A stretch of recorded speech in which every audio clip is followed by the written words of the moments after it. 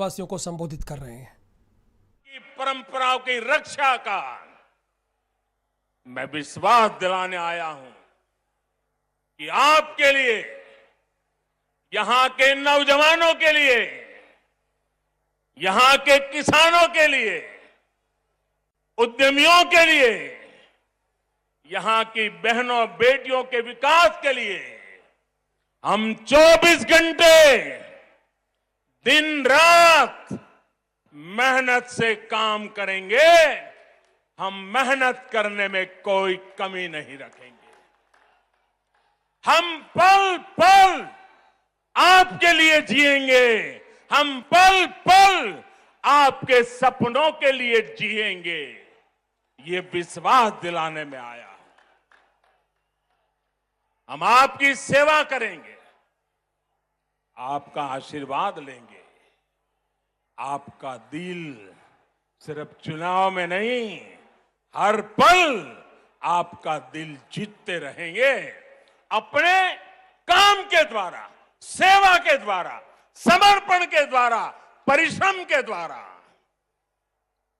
यहां जो भाजपा की सरकार बनेगी, उसकी नीति, उसके निर्णयों में बंगाल के लोगों का हित ये सुप्रीम होगा।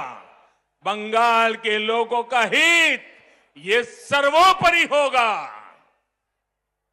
यहां जो भाजपा की सरकार बनेगी, आशोल परिवर्तन का मंत्र उसकी प्रेरणा होगा, उसके परिश्रम का आधार होगा।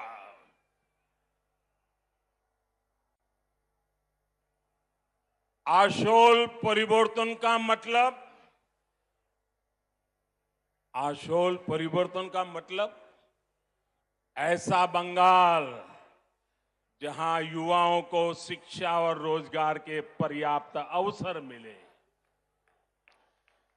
आशोल परिवर्तन मतलब ऐसा बंगाल जहां लोगों को पलायन करने पर मजबूर न होना पड़े।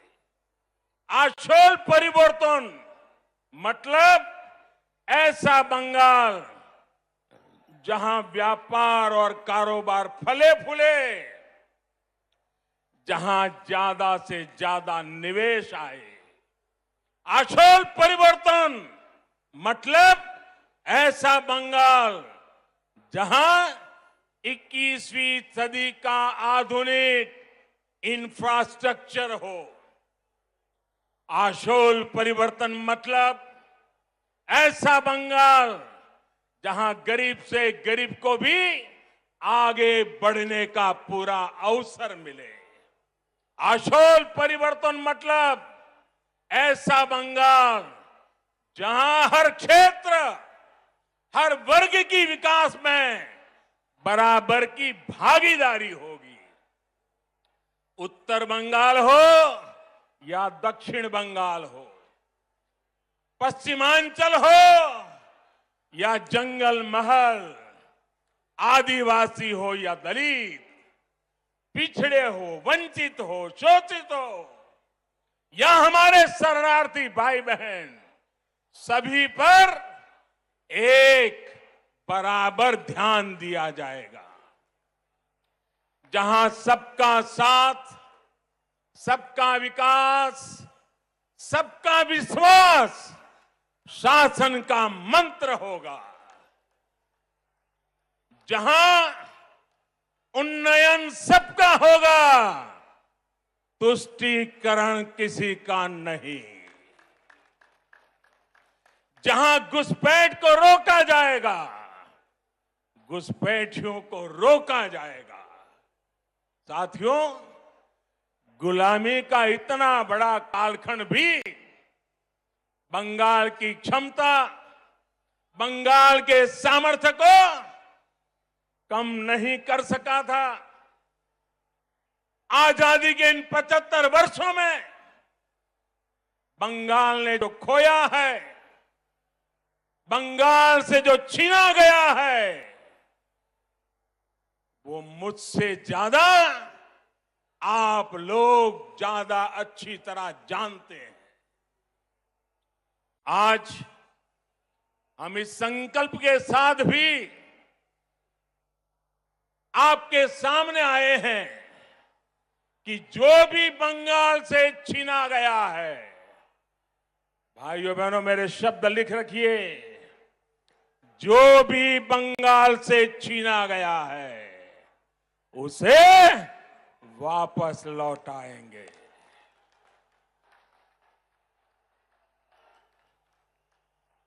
आज जब भारत अपनी आजादी के 75 वर्ष में प्रवेश कर रहा है तो बंगाल एक नई ऊर्जा, एक नए संकल्प के साथ आगे बढ़ेगा।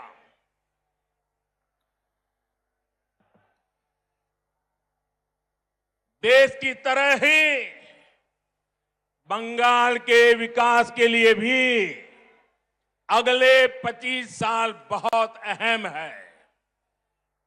इन 25 वर्षों की शुरुआत का पहला पड़ाव ये विधानसभा चुनाव है।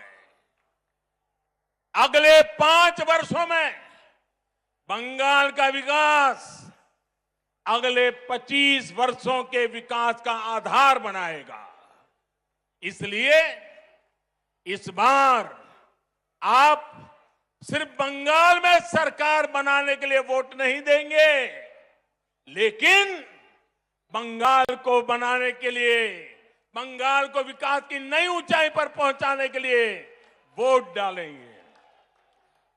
जब 2047 में 25 साल के बाद देश जब आजादी के 100 साल मनाएगा, तब बंगाल सारे हिंदुस्तान को फिर से एक बार आगे ले जाने वाला बंगाल बन जाएगा।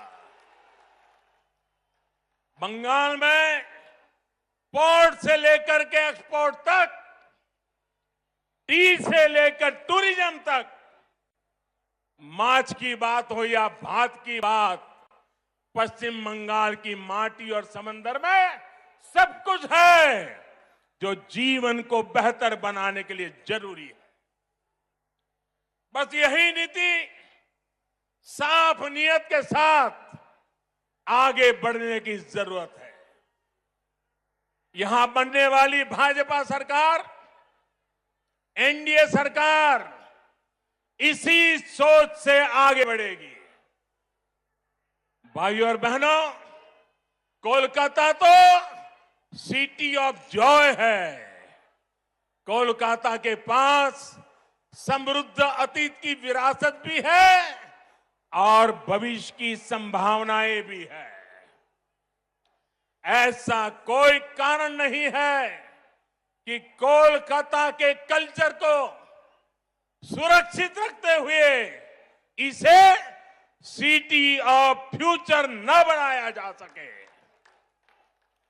कुछ दिन पहले ही देश के टॉप शहरों की लिस्ट निकली है। ये हर बंगाल वासी की अपेक्षा है कि कोलकाता भी इस लिस्ट में टॉप के शहरों में हो। इसके लिए चाहे कनेक्टिविटी सुधारना हो, नए नए उद्योगों की स्थापना हो, टेक्नोलॉजी का विस्तार करना हो, स्टार्टअप के लिए बेहतर माहौल बनाना हो, हम पूरे कमिटमेंट के साथ काम करेंगे। आपने देखा होगा कोलकाता मेट्रो का विस्तार अब और तेजी से किया जा रहा है। केंद्र की हमारी सरकार ने कोलकाता की धरोहरों को सजाने संवारने के लिए अनेक प्रयास किए हैं।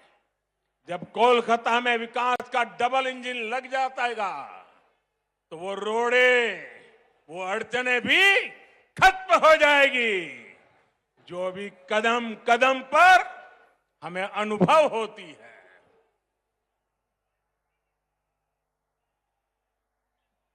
आप अंदाजा लगा सकते हैं कि इनकी कमीशनबाजी की वजह से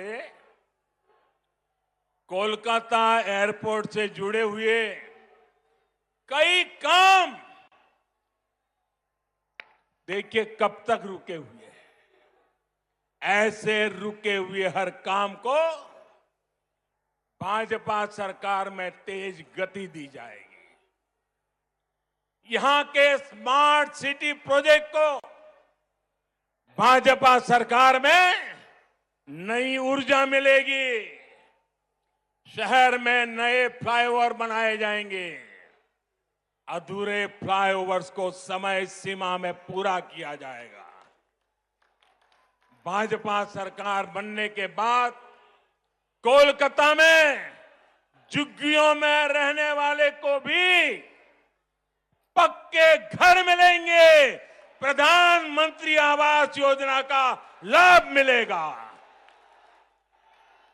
रेहड़ी और ठेला लगाने वाले हमारे भाई बहनों को भी भाजपा सरकार में स्वनिधि योजना का लाभ तेज गति से दिलाया जाएगा।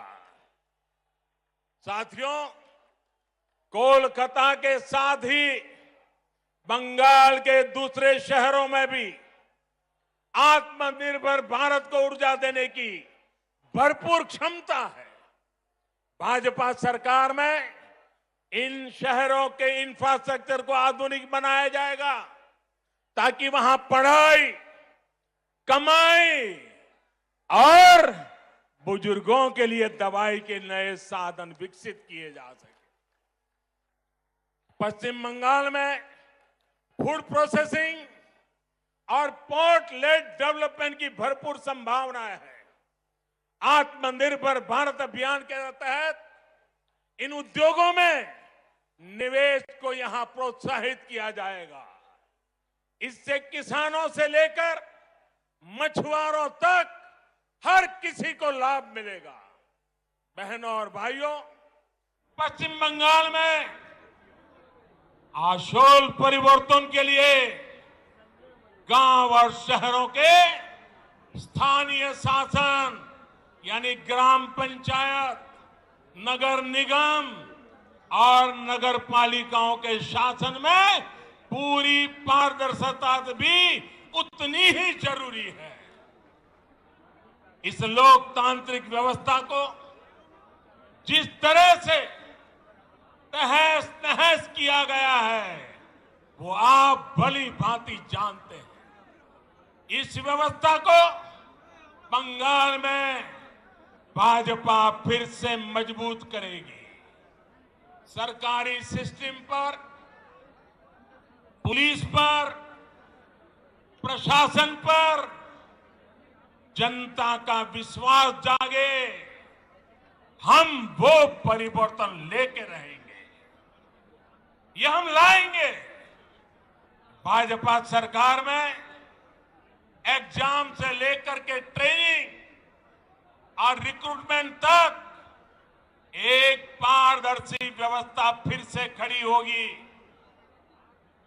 स्किल डेवलपमेंट के लिए केंद्र सरकार की योजनाओं को यहां ईमानदारी से लागू किया जाएगा। पश्चिम बंगाल में नई राष्ट्रीय शिक्षा नीति के विस्तार को भी बल दिया जाएगा। इंजीनियरिंग, डॉक्टर, टेक्नोलॉजी ऐसे विषयों की पढ़ाई बांग्ला भाषा में भी हो, इस पर भी जोर दिया जाएगा। अंग्रेजी नहीं जानता, इसलिए गरीब का बच्चा, गरीब की बेटी अब डॉक्टर बनने के सपने से दूर नहीं रहेगी। गरीब का बच्चा, गरीब की बेटी भी वो डॉक्टर बन पाए, वो इंजीनियर बन पाए। झुग्गी झोपड़ी में पढ़ाई करके निकला हुआ बच्चा भी बंगाल का नाम रोशन करे, ये व्यवस्था हम बनाना चाहते हैं। साथियों, हमारा लक्ष्य सिर्फ पश्चिम बंगाल में सत्ता का परिवर्तन करना नहीं है, यही एकमात्र उद्देश्य नहीं है। हम बंगाल की राजनीति को विकास केंद्रित राजनीति की तरफ ले जाना चाहते हैं। बहुत साल बर्बाद हो चुके हैं। अब बंगाल को बर्बाद होने का अवसर किसी को नहीं देना चाहिए और इसलिए हम आशोल परिवर्तन की बात कर रहे हैं और आशोल परिवर्तन के इस महायज्ञ में बंगाल के लोगों को भी ये भी याद रखना है कि उनके साथ किस तरह का छल बार बार लगातार कैसा छल किया गया है, इसे भूलना नहीं। साथियों, आजादी के नारे पर कांग्रेस सत्ता में आई थी। आजादी के बाद कुछ समय काम हुआ, लेकिन फिर बंगाल पर वोट बैंक की राजनीति हावी होती चली गई। इस राजनीति को वामपंथियों ने बढ़ाया और आगे लिया और वामपंथियों ने तो नारा दिया। आपको याद होगा, बंगाल के लोगों को याद होगा, वामपंथी क्या कहते थे? कांग्रेसेर कालो हाथ, कांग्रेसेर कालो हाथ भंगे दाओ गुड़िए दाओ।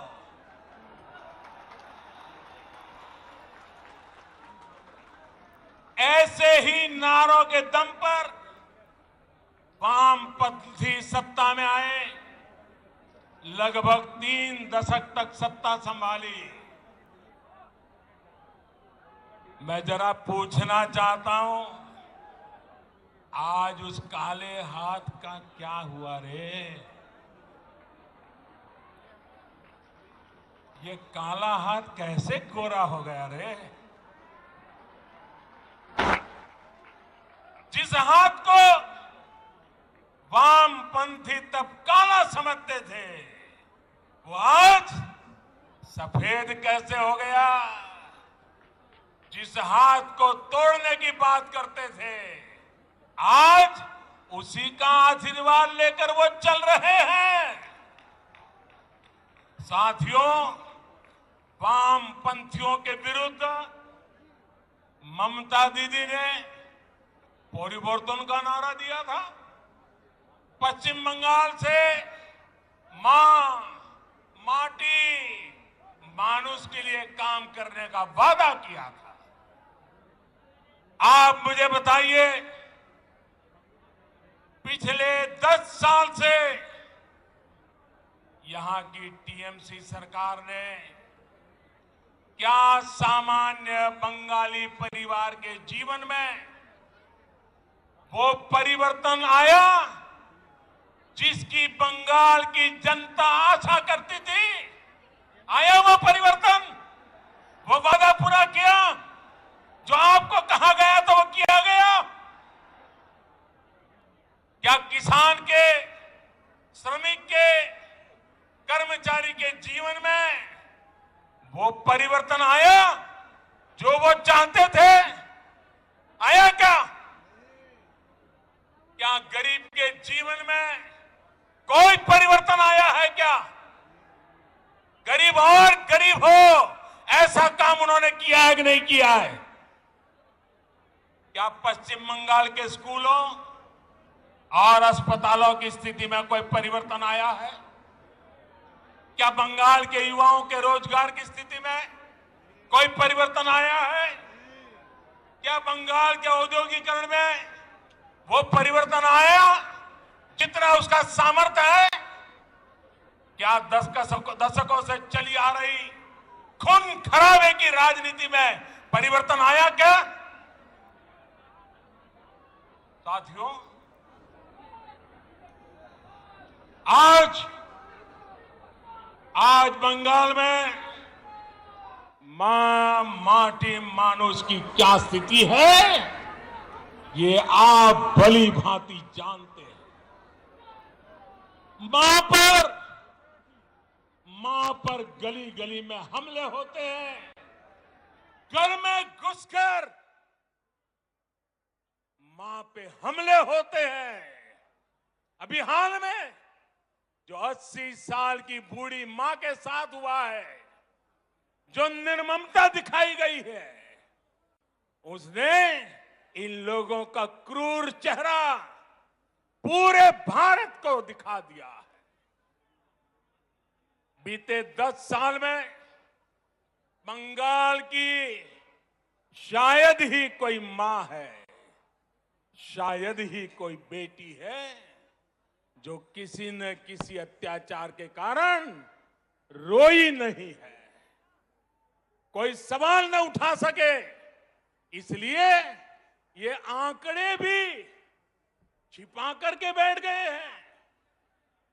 साथियों, माटी की तो बात करने वालों ने बंगाल का कण कण, बंगाल का तिनका बिचौलियों, कालाबाजारी करने वालों और सिंडिकेट के हवाले कर दिया।